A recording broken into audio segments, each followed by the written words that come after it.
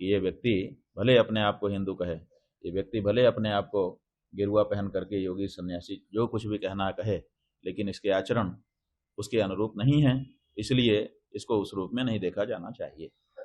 ये बात। शंकराचार्य जी, खास करके कल अखिलेश यादव ने आपसे मुलाकात की है, काफी वो राजनीतिक चर्चा हो रही है और अखिलेश यादव ने कहा है कि शंकराचार्य जी का आशीर्वाद मिला है, अब नकली संतों का दौर खत्म होने वाला है और उन्होंने बीजेपी पर फेक संतों को बढ़ावा देने का आरोप लगाया। और उन्होंने गाय जो राज्य माता के लिए कुछ उनकी पार्टी की तरफ से कुछ आपको दिया है आश्वासन? ऐसा है कि वो हमसे मिलने आए थे, हम जहाँ पर रुके थे वहाँ पर उन्होंने दर्शन किया, आशीर्वाद मांगा।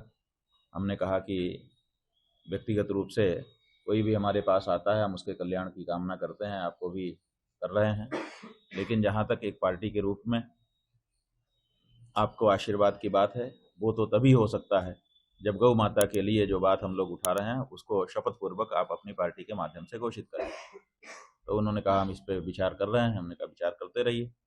तो जहाँ तक राजनीतिक रूप से उनको आशीर्वाद देने का प्रश्न है, उनका प्रस्ताव स्पष्ट रूप से आने के बाद ही, शपथ पूर्वक घोषित होने के बाद ही दिया जाएगा।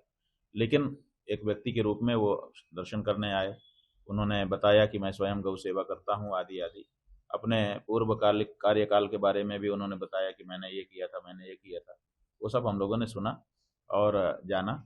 लेकिन जहाँ तक हमारा प्रश्न है राजनीतिक रूप से हिंदुओं को प्रेरित करने का कि किसके बारे में आप सोचिए, वो तो जो पार्टी स्पष्टता के साथ गौ माता के बारे में शपथ पूर्वक उद्घोषणा करेगी उसी को होगा। अब शंखनाथ जो सभा करनी थी उसके पहले अपनी राज्य मंजूरी मिली, कहीं ना कहीं सभा में लोग कम आवे और कहीं ना कहीं सभा छोटी दिखाने के लिए पूरा प्रशासन का ये कार्य। ऐसा है कि सभा छोटी हो बड़ी हो ये तो एक अलग प्रश्न है। कोशिश यही थी सरकार की कि लोग ना आ पाएं। बहुत सारे लोगों को बहुत सारे तरीके अपना करके उन्होंने रोका, आने नहीं दिया, लेकिन सभा तो फिर भी हो गई। जिस सभा के लिए आप सोच रहे थे कि ये हो ही ना सके, वो सभा तो आपकी नाक के नीचे जा करके हुई ना। और वहाँ पर आए लोग और आकर के उन्होंने जो कहना था सब कहा।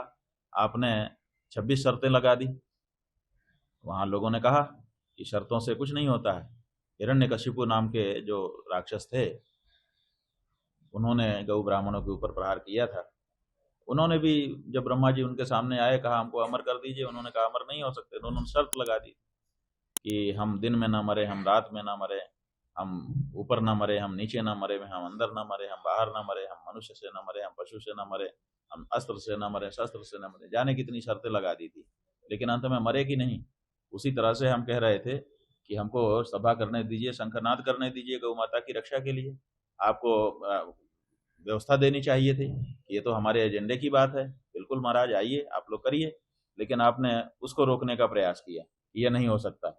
और फिर हम लोगों ने कहा नहीं ये तो होगा, तो आपने शर्तें लगा दी। तो शर्तें लगाने से जैसे हिरण्यकशिपु नहीं बचा था, ऐसे ही आप बच जाएंगे शर्त लगा करके।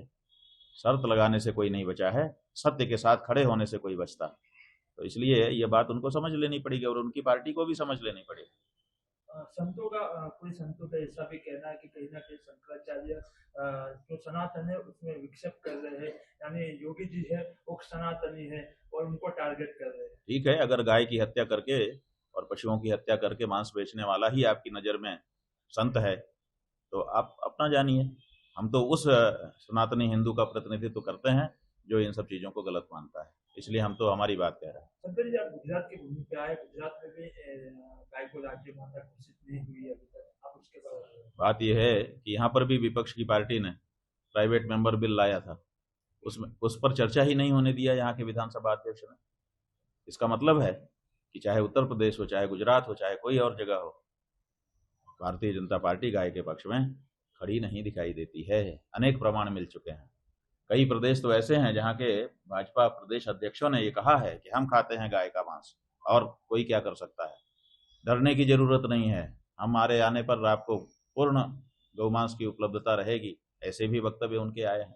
इसका मतलब है कि वो गाय के प्रेमी भी नहीं है और गौरक्षा की कोई उनकी इच्छा नहीं। सर, अंतिम सवाल शंकराचार्य जी, कल आप लखनऊ में आप थे तो केशव प्रसाद मौर्य जी ने उप मुख्यमंत्री, उन्होंने बोला था आपके स्वागत करने आए, वो आए नहीं है। कोई बीजेपी का नेता या कोई आया नहीं है, तो क्या मानते हो आगे आपका क्या कदम रहेगा इस बारे में? वो नहीं आए, लेकिन वहां पर हजारों लोग ऐसे थे जिन्होंने हाथ उठा करके कहा कि हम बीजेपी के थे, हम बीजेपी छोड़ करके आपके पास आए हैं, हम गौ माता की रक्षा चाहते हैं। तो गौ माता के तो लिए अब तो बीजेपी में रह करके तो वो गौ रक्षकों के पास आ नहीं सकता कोई, पार्टी छोड़ करके ही लोग आ रहे हैं, तो पार्टी छोड़ करके लोग आएंगे जैसे जैसे उनका जमीर जागे।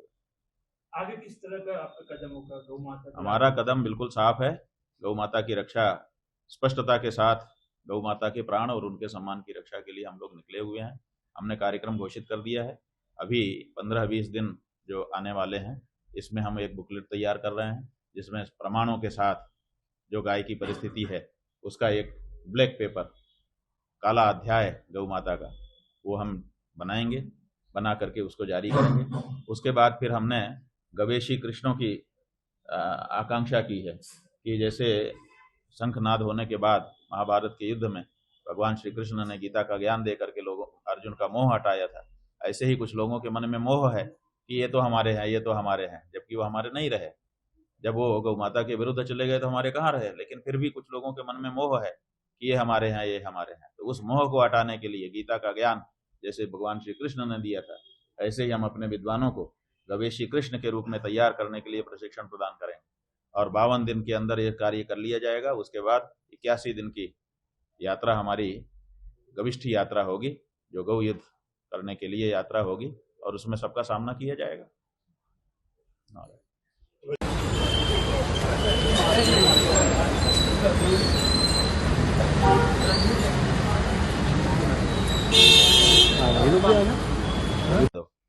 तो हमने स्वतंत्रता का युद्ध लड़ा, संग्राम लड़ा और उनको भगाया। फिर सोचा कि हमारी सरकार आ जाएगी तो फिर तो कोई बात ही नहीं रहेगी, हमारी सरकार तो हमारी बात समझेगी। लेकिन 78 साल से ज़्यादा का समय बीत जाने के बाद भी हमारी सरकार भी अंग्रेजों के ही रास्ते पे चल रही है। बल्कि जिस समय अंग्रेज यहाँ थे, उनके सैनिक आए थे, वो लोग गायों को मार करके उसका मांस खाते थे। हमने उसको पसंद नहीं किया तो उनको भगा दिया। अब गजब की बात है, उससे भी ज़्यादा गिरावट हमारे में आ गई कि अब हम खुद गाय को काट रहे हैं और गाय को काट करके उसका मांस पैकेट में बंद करके उनको खाने के लिए वहाँ बेच रहे हैं कि तुम भले चले गए हो, तुम्हारे लिए हम ही काट देते हैं। पहले तो वो काटते थे, हम उनका विरोध कर रहे थे। तब तक भी, आज़ादी के समय तक भी हम हिंदुओं का जो पराक्रम है वो ऊंचा था। आज हमारी गिरावट इतनी हो गई कि उन्हीं अंग्रेजों के लिए, जिन अंग्रेजों को गौ हत्या के कारण हमने भगाया था, उन्हीं अंग्रेजों को खुद गाय काट करके डॉलर के लिए हम बेच रहे हैं। तो ये बहुत हिंदू समाज में गिरावट होती चली जा रही है। अगर ये गिरावट कायम रही तो हिंदू कहीं का नहीं रहेगा। इसलिए हिंदुओं के सोए हुए पराक्रम को जगाने के लिए और उनको उनकी अस्मिता का बोध कराने के लिए आवश्यक था कि एक बार गौ माता की रक्षा के लिए पुनः युद्ध लड़ा जाए।